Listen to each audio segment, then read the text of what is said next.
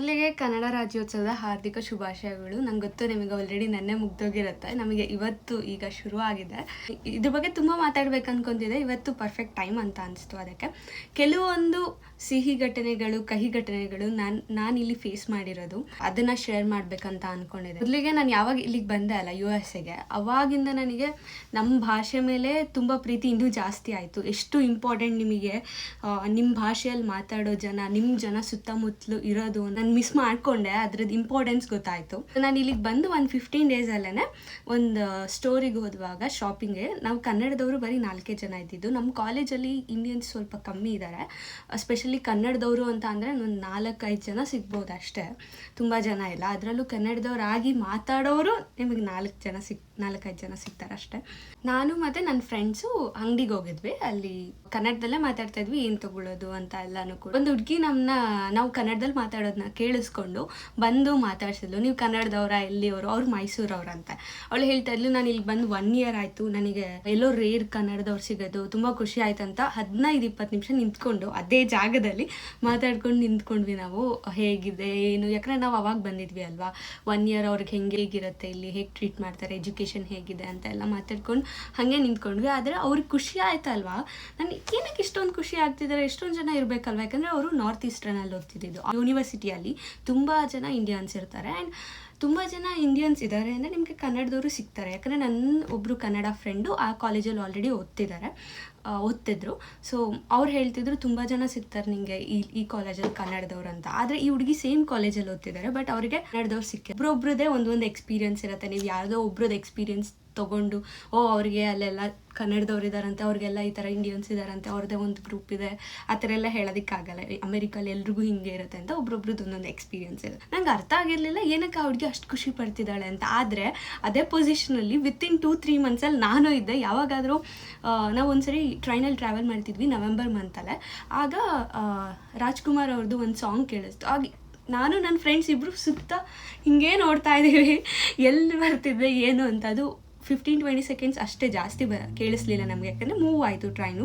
But still ನಂಗೆ ಇನ್ನೂ wow, ಇಲ್ಲಿಯೇ ನಮ್ಮ ಹಾಡು ಅನ್ನೋ ಥರ ಫೀಲ್ ಆಗುತ್ತೆ.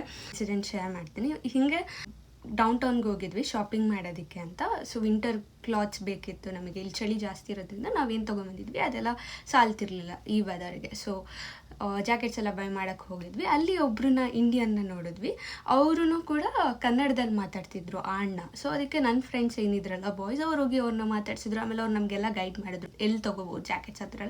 ಅವಾಗ ಖುಷಿ ಆಯ್ತು. ನಮ್ಮ ಕಲ್ಚರ್ನ ನೋಡಿದಾಗ ಅಥವಾ ನಮ್ಮ ಭಾಷೆ ಮಾತಾಡೋರನ್ನ ನೋಡಿದಾಗ ಏನೋ ಒಂಥರ ಖುಷಿ ಆಗ್ತಿತ್ತು ಆಯಿತಾ. ಅದೇ ಥರನೇ 2 ಇನ್ಸಿಡೆಂಟ್ ಇದೆ. ನಂಗೆ ತುಂಬ ಬೇಜಾರಾಗಿದ್ದೆ 2 ಇನ್ಸಿಡೆಂಟ್. ಏನಂತ ಅಂದರೆ, ಒಂದು ಸೇಮ್ ಡೇ ನಾವು ಶಾಪಿಂಗ್ ಹೋಗಿದ್ದೆ ನಾನೇ. ಇನ್ನೂ ಕೆಲವೊಬ್ಬರನ್ನ ನೋಡಿದೆ ನಾನು, ಫ್ಯಾಮಿಲೀಸ್ ಬಂದಿದ್ರು. ಅವರು ಕೂಡ ಕನ್ನಡದಲ್ಲೇ ಮಾತಾಡ್ತಾ ಇದ್ರು. ನಾನು ಟ್ರೈ ಮಾಡೋಣ ಮಾತಾಡ್ಸೋಕ್ಕೆ ಅಟ್ಲೀಸ್ಟ್ ಅಂತ ಅಂದ್ಕೊಂಡು ಹೋಗೋಣ ಅಂತ ಅಂದ್ಕೊಂಡು ಸ್ಮೈಲ್ ಮಾಡಿದೆ. ಅವ್ರು ಏನೂ ನೋಡಲೇ ಇಲ್ಲ. ಬಟ್ ಏನು ಗೊತ್ತಾ, ಇಂಡಿಯನ್ಸ್ ನಾನು ಎಕ್ಸ್ಪೀರಿಯೆನ್ಸ್ ಮಾಡಿದಂಗೆ ಈ 1 ವರ್ಷದಲ್ಲಿ ಅಟ್ಲೀಸ್ಟ್ 60-70% ಹೆಂಗಿರ್ತಾರೆ ಅಂದರೆ, ಹಿಂಗೆ ನೋಡ್ತಾರೆ ಮೇಲಿಂದ ಕೆಳಗೆ, ಸುಮ್ಮನೆ ದೂರದಲ್ಲೇ, ಆಮೇಲೆ ಸುಮ್ಮನೆ ಹೋಗ್ತಾರೆ. ಅದೇ ಇಲ್ಲಿ ಅವರೇನೆ ಸ್ಮೈಲ್ ಮಾಡ್ತಾರೆ. ಗೊತ್ತಿಲ್ಲ ಅಂದರೂ ಕೂಡ ರೋಡಲ್ಲಿ ನಡ್ಕೊಂಡು ಹೋಗುವಾಗ ನಾವು ಏನಾದರೂ ಐ ಕಾಂಟ್ಯಾಕ್ಟ್ ಮಿಸ್ ಆಗಿ ನೀವು ಹಿಂಗೆ ನೋಡಿದ್ರು ಅವ್ರು ಸ್ಮೈಲ್ ಮಾಡ್ತಾರಲ್ಲ, ಹಾಯ್ ಹೇಳ್ತಾರೆ, ಹೇಗಿದ್ಯಾ ಅಂತ ಕೇಳ್ತಾರೆ. ನಮ್ಮವರಾಗಿ ಯಾರು ಏನೂ ಮಾತೇ ಆಡಿಸಲ್ಲ. ಸೊ ಅದು ನನಗೆ ತುಂಬ ಬೇಜಾರಾಗಿದ್ದು. ಇನ್ನೊಂದು, ನನ್ನ ಸುತ್ತಮುತ್ತನೇ ತುಂಬ ಜನ ಮೀಟ್ ಮಾಡಿದೆ. ಅವರು ಬೆಂಗಳೂರಲ್ಲಿ ಹುಟ್ಟಿದ್ದು ನಾನು, ಅಥವಾ ಮೈಸೂರಲ್ಲಿ ಬೆಳೆದಿದ್ದು. 5-6 years ನಾನು ಇಲ್ಲಿ ಕೆಲಸ ಮಾಡಿದ್ದೆ. ಇಸ್ ಫೈನ್, ಹೆಂಗೋ ಅವ್ರು ಕಲ್ತಿಲ್ಲ ಅನಿಸುತ್ತೆ ಬಿಡಿ. ಆದರೆ ಅಲ್ಲೇ ಹುಟ್ಟಿ ಅಲ್ಲೇ ಬೆಳೆದಿರೋರ್ಗೂ ಕೂಡ ಕನ್ನಡ ಮಾತಾಡೋಕ್ಕೆ ಬರಲ್ಲ. ಯಾವುದೋ ಬೇರೆ ದೇಶಕ್ಕೆ ಹೋದರೆ, ಇವಾಗ ಯುರೋಪಿಯನ್ ಕಂಟ್ರೀಸ್ಗೆ ಹೋದರೆ, ಯು ಶುಡ್ ಲರ್ನ್ ಜರ್ಮನಿ. ಯಾಕಂದರೆ ಅಲ್ಲಿ ಜರ್ಮನ್ ಕಲೀಲಿಲ್ಲ ಅಂದರೆ ಸರ್ವೈವ್ ಆಗೋಕ್ಕಾಗಲ್ಲ. ಸ್ಟೈನ್ ಆಗಬೇಕಂದ್ರೆ ಬೇರೆ ಕಂಟ್ರೀಸಲ್ಲಿ ಲೋಕಲ್ ಲ್ಯಾಂಗ್ವೇಜ್ ಕಲಿಬೇಕಾಗುತ್ತೆ.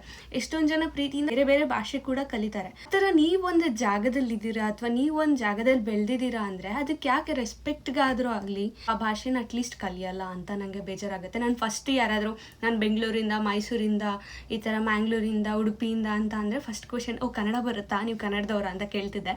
ಯಾವಾಗ ನನಗೆ ಇವಾಗ 10 ಜನದಲ್ಲಿ ನಾನು 8 ಜನ 10 ಜನನ ಕೇಳಿದ್ರೆ 8 ಜನ ಆದರೂ ಇಲ್ಲ ಅಂತ ಹೇಳ್ತಿದ್ರು. ಅವಾಗ ತುಂಬ ಬೇಜಾರಾಗ್ತಿತ್ತು. ಸುಮ್ಮನೆ ಕೇಳಿಬಿಟ್ಟು ಅವ್ರು ಇಲ್ಲ ಅಂದು ನಮ್ಮ ಭಾಷೆ ಕೊಂಕಣಿ ನಮ್ಮ ಮನೆಯಲ್ಲಿ ಮಾತಾಡೋದು, ಇಲ್ಲ ನಂಗೆ ಒಂದೇ ಒಂದು ವರ್ಡ್ ಬರೋದು, ಅದೇನಂದರೆ ಕನ್ನಡ ಗೊತ್ತಿಲ್ಲ, ಅದು ಕನ್ನಡ ಅಂತ ಕೂಡ ಹೇಳಲ್ಲ. ಇಷ್ಟು ವರ್ಷ ಇದ್ಬಿಟ್ಟು ಅಥವಾ ಅಲ್ಲಿ ಹುಟ್ಬಿಟ್ಟು ಒಂದು ಭಾಷೆ ಹೆಸರೇನು ಅಂತ ನಂಗೆ ಗೊತ್ತಿಲ್ಲ, ಮಾತಾಡೋದಿರಲಿ ಅದು ಬಿಡಿ, ಒಂದು ಭಾಷೆದ ಹೆಸರು ಕೂಡ ಗೊತ್ತಿಲ್ಲ ಕರೆಕ್ಟಾಗಿ ಅಂತ ಅಂದರೆ ಎಷ್ಟು ಬೇಜಾರಾಗುತ್ತೆ ಅಂತ ನಂಗೆ ಅವಾಗ ಗೊತ್ತಾಗಿದ್ದು ನಮ್ಮ ಭಾಷೆಗೆ ಎಷ್ಟು ನಾವು ಇಂಪಾರ್ಟೆನ್ಸ್ ಕೊಡ್ತೀವಿ ಒಳಗಿಂದ, ಅದೆಷ್ಟು ಇಂಪಾರ್ಟೆಂಟ್, ನಮ್ಮ ಸುತ್ತ ಜನ ನಮ್ಮ ಭಾಷೆ ಮಾತಾಡೋದ್ರಿಂದ ಎಷ್ಟು ಖುಷಿ ಸಿಗುತ್ತೆ ಅಂತ ಎಲ್ಲನೂ ಕೂಡ ನಂಗೆ 1 ಇಯರಲ್ಲಿ ಗೊತ್ತಾಗಿದ್ದು.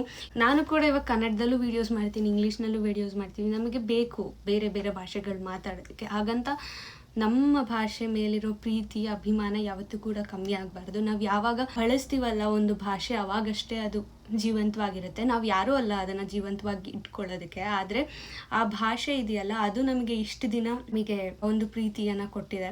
ಯಾಕಂದರೆ ನೀವು ಯಾವಾಗ ನಮ್ಮ ಮಾತೃಭಾಷೆಯಲ್ಲಿ ಏನಾದರೂ ಹೇಳ್ಕೊತೀವಲ್ಲ ಆಗ ಅದು ಈಸಿಲಿ ಕನೆಕ್ಟ್ ಆಗುತ್ತೆ, ಅದು ಜೆನ್ಯೂನ್ ಅಂತ ಫೀಲ್ ಆಗುತ್ತೆ. ಈ ವಿಡಿಯೋನ ನೆಗೆಟಿವ್ ಇದರಿಂದ ಕನ್ಕ್ಲೂಡ್ ಮಾಡೋಕ್ಕೆ ಇಷ್ಟ ಇಲ್ಲ.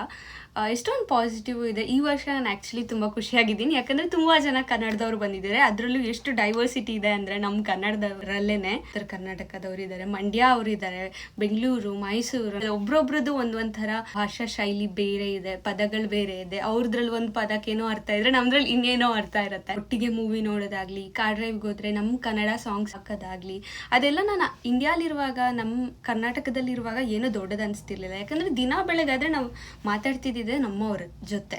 ಆದರೆ ಇಲ್ಲಿಗೆ ಇಷ್ಟು ದೂರ ಬಂದಾಗ ಅಷ್ಟು ಚಿಕ್ಕದಿದೆಯಲ್ಲ ಅದೆಲ್ಲ ಒಂಥರ ಖುಷಿ ಆಗುತ್ತೆ.